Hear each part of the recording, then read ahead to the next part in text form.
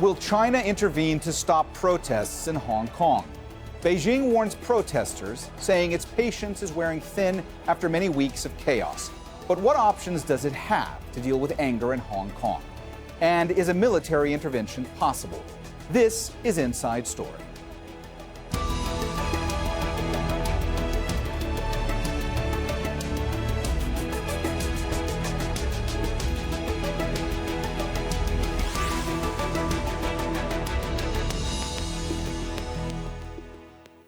Hello and welcome to the program. I'm Mohammed Jamjoom.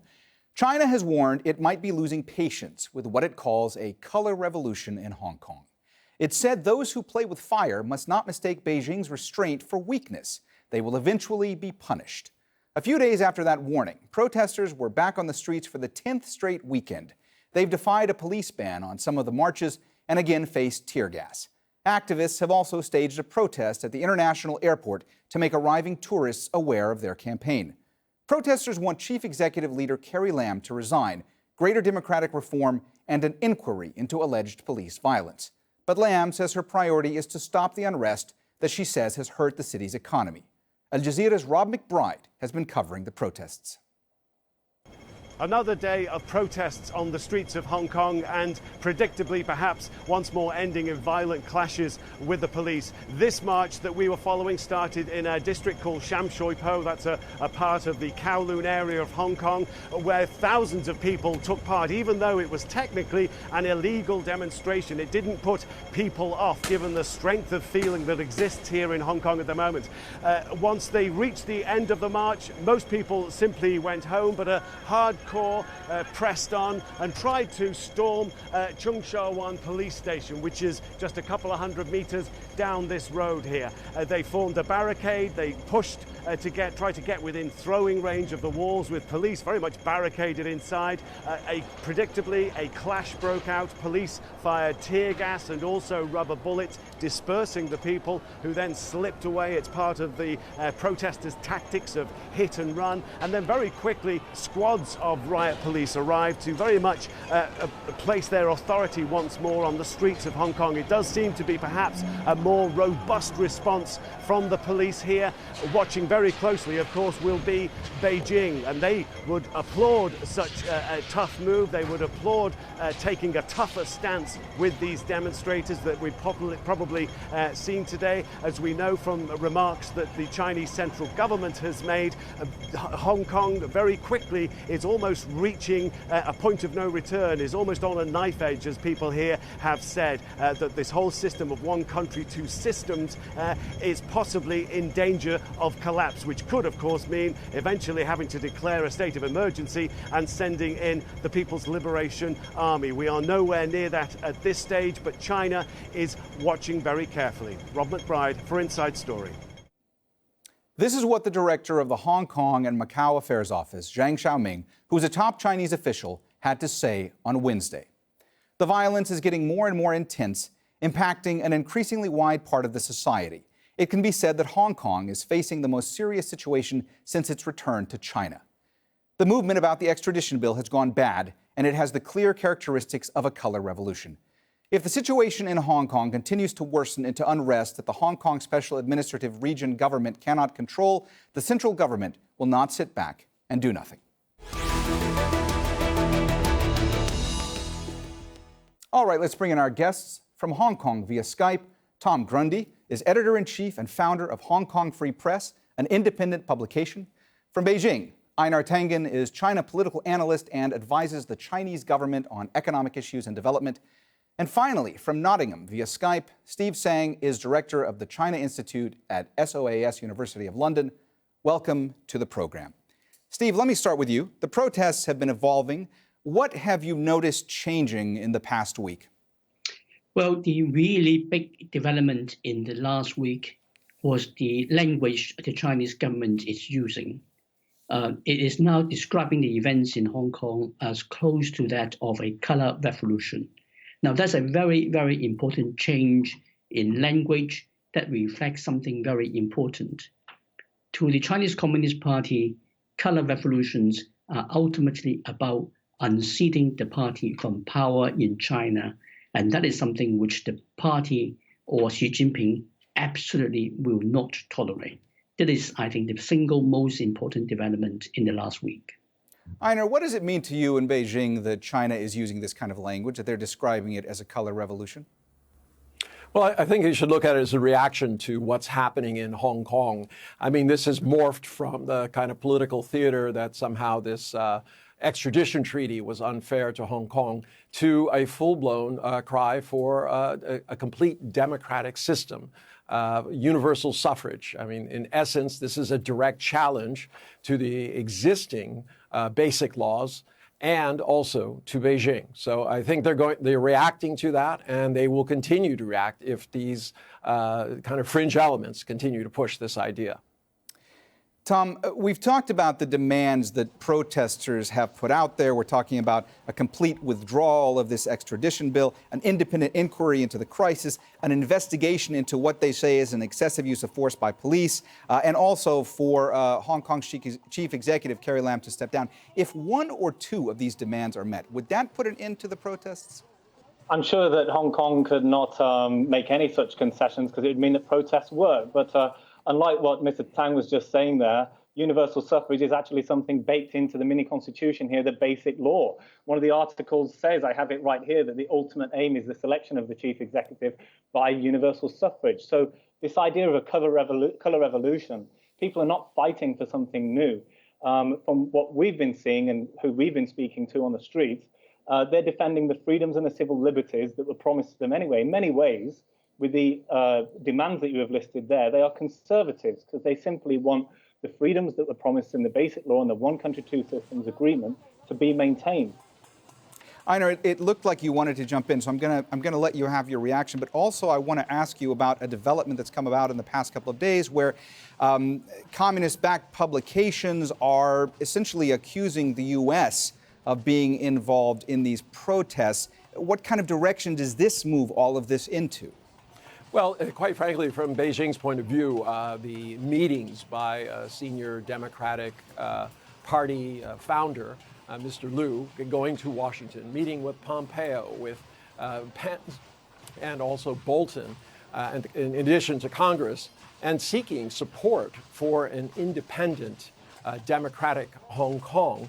And then this latest meeting between a senior embassy official and Mr. Wang, the student leader, has made it very clear, at least in Beijing's eyes, that the U.S. is supporting this particular action.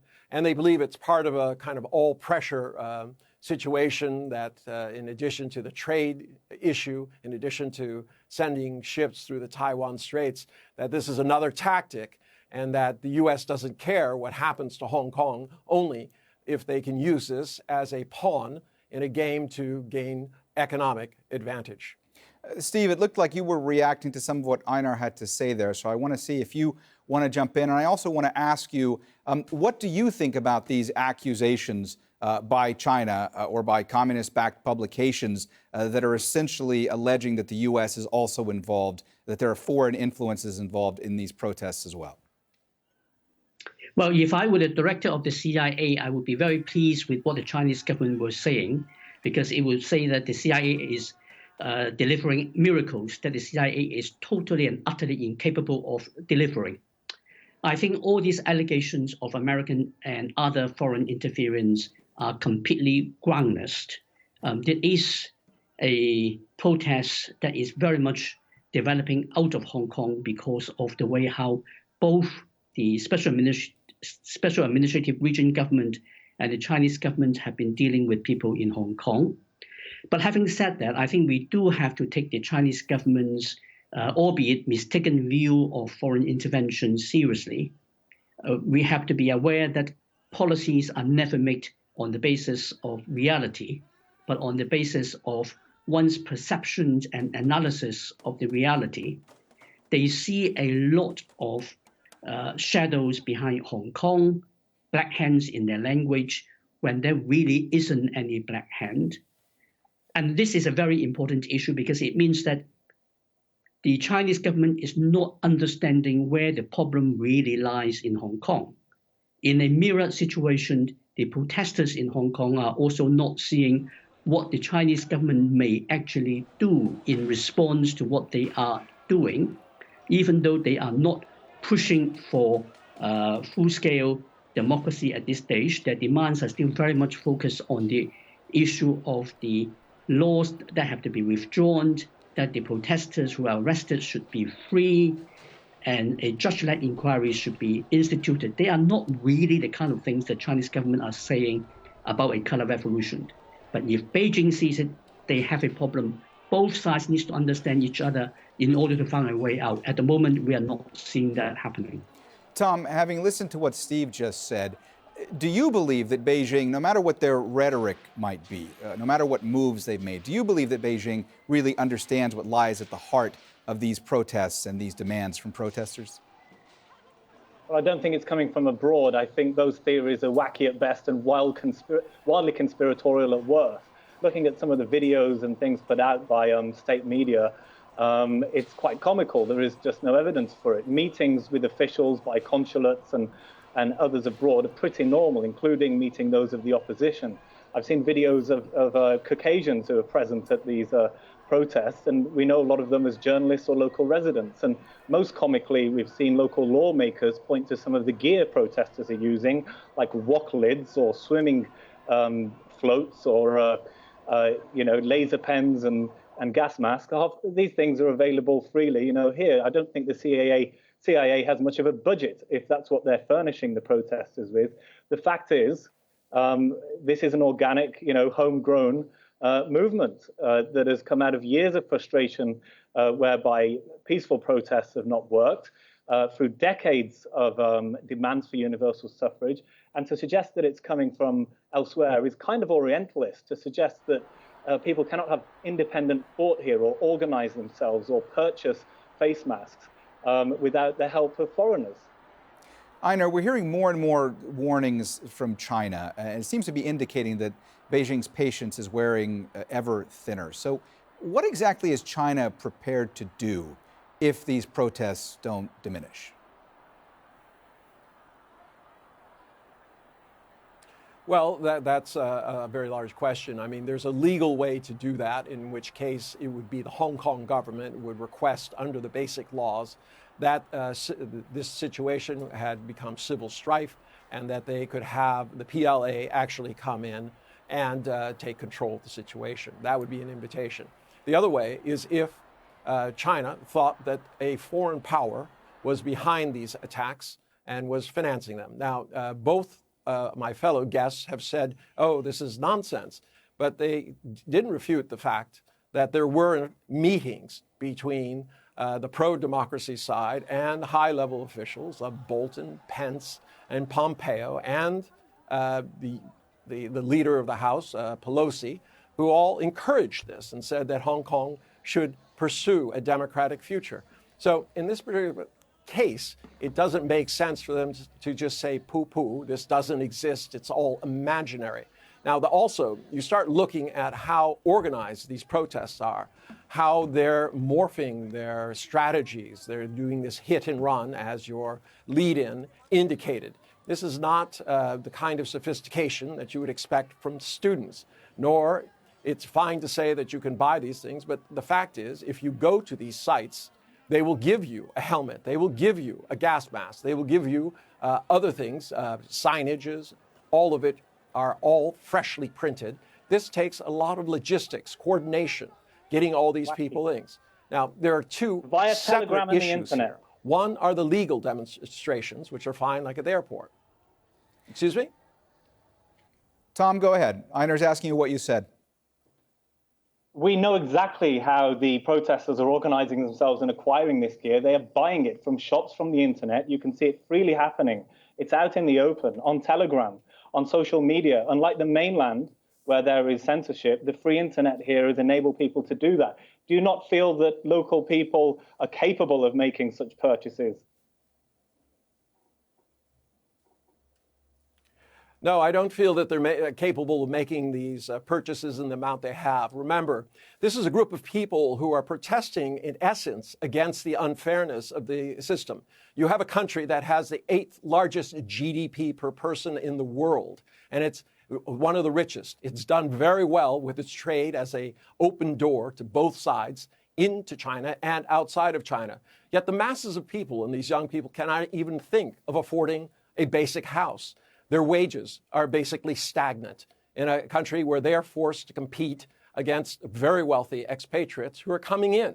So the underlying issue here is the economic unfairness. And you talk about this as if they have lots of extra money to spend on such frivolities as gas masks, hard helmets, and signage. It has to be coordinated. They're not buying them themselves and giving them out at these protests. We can see plainly on the things that they're doing that. Let me just stop you there. I'll give you, Tom, in a minute a chance to respond, because I want to get to Steve, because Steve, I saw you shaking your head, so I want to see what your response is to what Einar was saying, but also I want to focus on one point he was making. He was saying that perhaps there would be a scenario or a legal mechanism by which Hong Kong would request that the People's Liberation Army come to Hong Kong to deal with these protests. And so what I want to ask you is, do you think that there is any chance that the PLA would at some point in the near or long-term future show up on the streets of Hong Kong?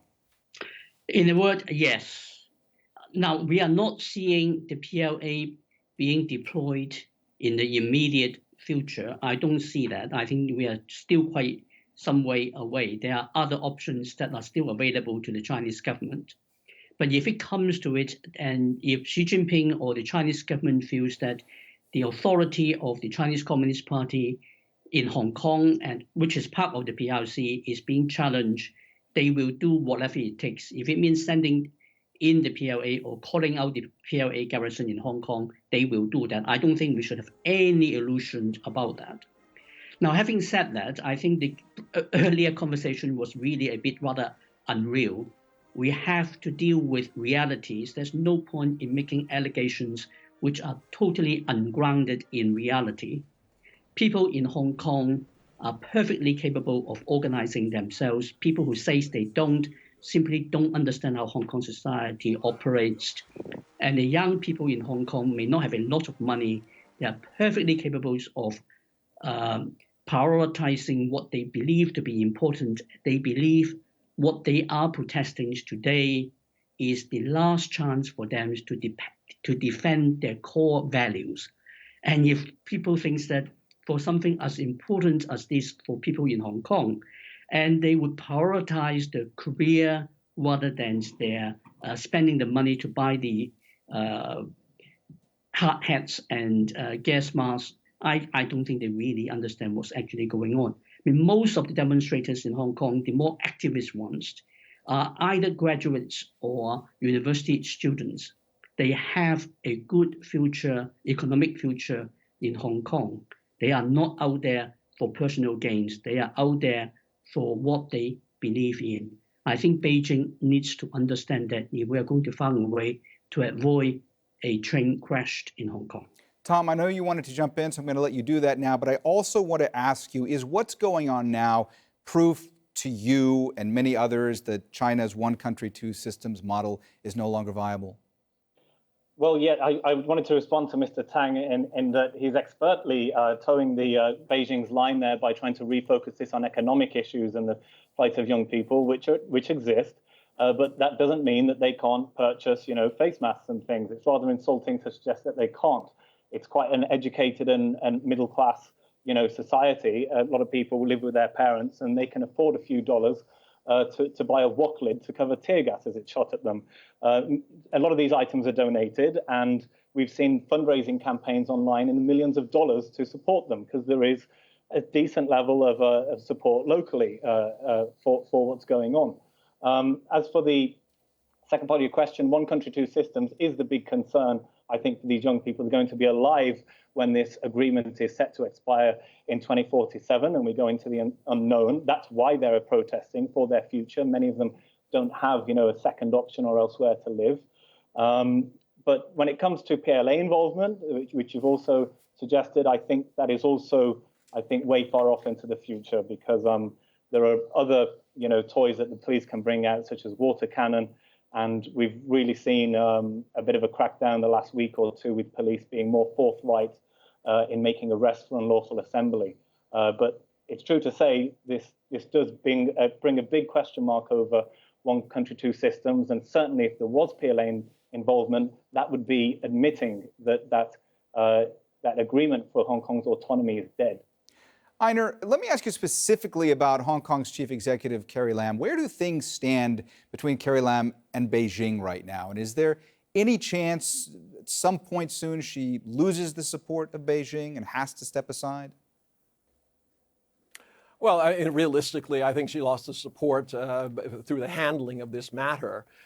It was her idea to push this particular extradition treaty at the time. She thought it would be a very sympathetic cause because of the murder of this young woman and her child by a Hong Kong citizen after he took her to Taiwan, or at least alleged that this is what happened.